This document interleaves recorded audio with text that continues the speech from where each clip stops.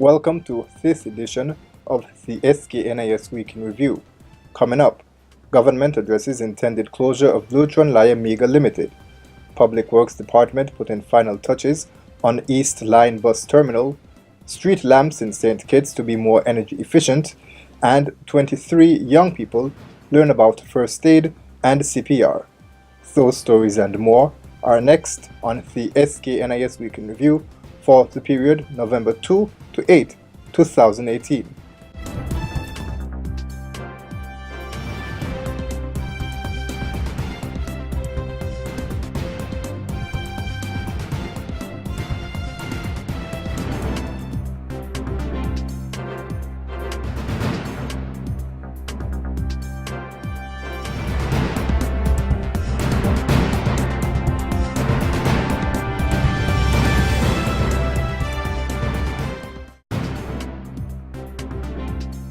Hello and welcome, I am Ian Richards.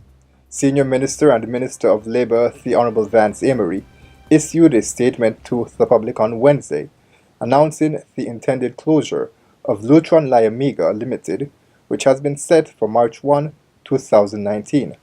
He said that the principal's decision to close the factory was due to a number of United States government regulatory changes which started back in 2007. In the same correspondence of 31st October 2018, the representatives of Lutron explained that the U.S. government regulations enshrined in the Energy Independence and Security Act of 2007 in 2012 prohibited the manufacture and use of 100-watt incandescent bulbs. Also in 2013, there was a similar prohibition on the manufacture and use of 75-watt incandescent bulbs, followed in 2014 by another prohibition on 60-watt and 40-watt incandescent bulbs. This has had the effect of reducing Lutron's market for its incandescent lighting products to 5% over time and placed significant operational challenges on the company in St. Kitts. The Minister of Labour added that, quote, the government and certainly the ministry is not happy to see the closure of one of the longest operating manufacturing companies in the Federation, but recognizes that the international marketplace has had its impact on the company, end quote. He outlined some of the ways the workers will be compensated after the closure. The compensation package from Lutron will see more than half of the workers, some 50 employees, receiving the equivalent of 104 weeks' pay. That is inclusive of severance as well. It will see also 4 persons receiving compensation equivalent of 94 weeks' pay. 1 person will receive the equivalent of 91 weeks' pay. Another 4 workers will receive 87 weeks' pay. 4 will receive 79 weeks' pay. 4 will receive 75 weeks' pay. 2 workers will receive 71 weeks' pay.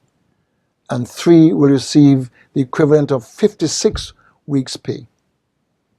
The difference in the payment or the amounts which will be received is as a result of the years of service which each category of workers has given. Lutron has committed to fund a training program as well in collaboration with the government through the Department of Labour to assist workers who would be affected. The Public Works Department is putting the final touches on the East Line Bus Terminal in anticipation of its grand opening in December 2018. Minister of Public Infrastructure, the Honourable Ian Patches-Liburd, said that he was pleased that the government was able to enhance the commuting experience for passengers and drivers. It can accommodate seating for just about 130 or more passengers. As you see, they can be sheltered whenever rain comes. There's also bathroom facilities at this bus terminal, and we have an area for security. And this is only phase one. And phase one would accommodate some 5 shops, including 1 barber shop. So, and I am advised that we can also accommodate comfortably some 30 buses in here at one time going in and out. Delegates from member states of the Organization of Eastern Caribbean States, OECS, met in St. Kitts on Wednesday to discuss the growth of the blue economy, which calls for the sustainable use of ocean resources for economic growth and improve resilience of coastal communities. The training aimed to promote awareness on marine planning. McLean Hobson, Director of the Maritime Affairs Department, spoke about the value of the meeting. Although Caribbean people, including the people of the OECS, have benefited greatly since time immemorial from the ocean, much of the ocean resources which can be used to create sustainable economic opportunities are yet to be accessed, are yet to be enhanced and exploited.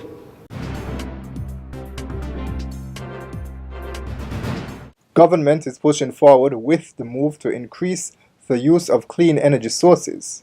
In the St. Kitts and Nevis context, clean energy refers to energy derived from renewable sources such as solar, wind, and geothermal. These sources produce zero emissions.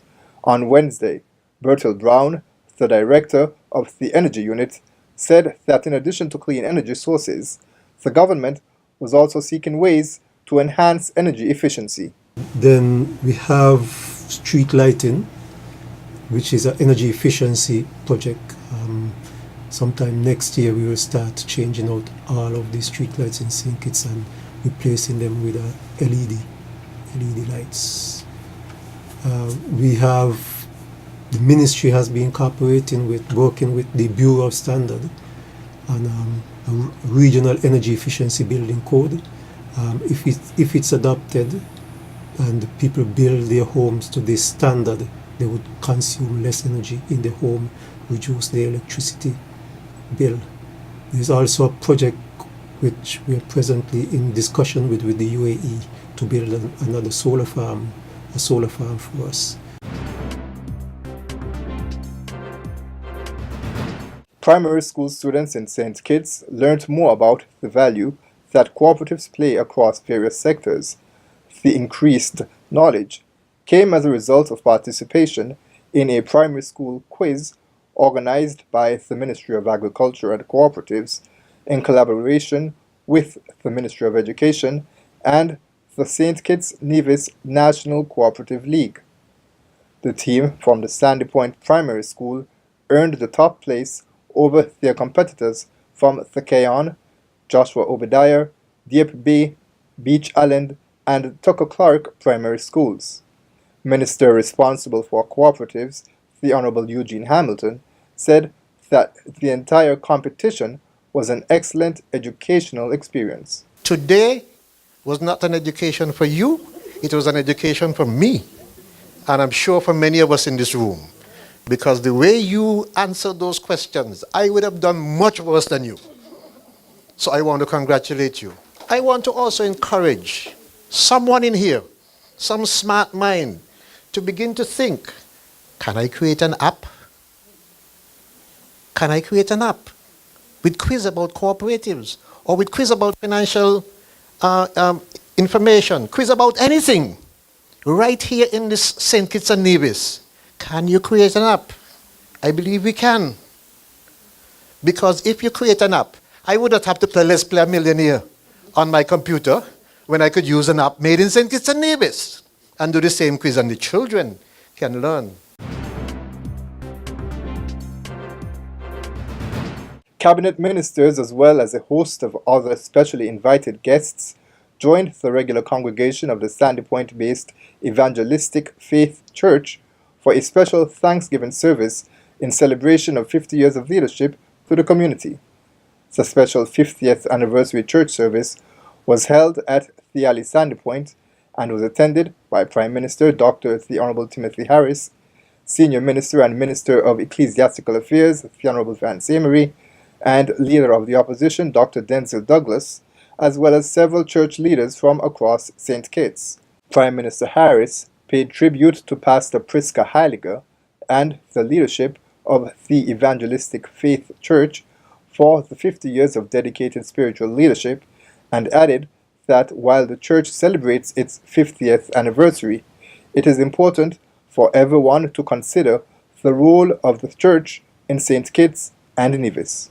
It is important as we celebrate, we ponder on the role of the church in our society and in our country.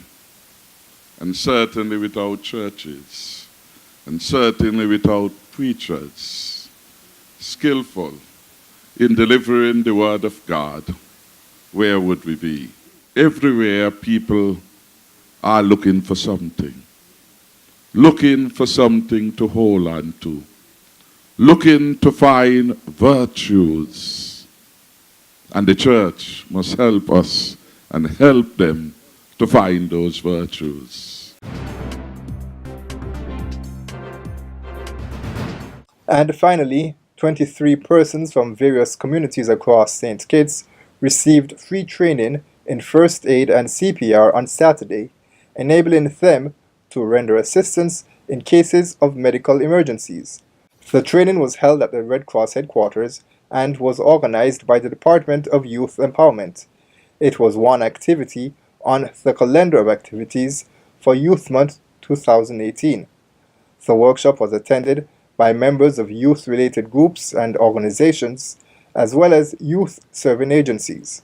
Each participant engaged in practical exercises that featured how to perform CPR, how to make a triangular bandage, how to relieve choking via the Heimlich maneuver, and how to treat open fractures, cuts and bruises, as well as burns and others.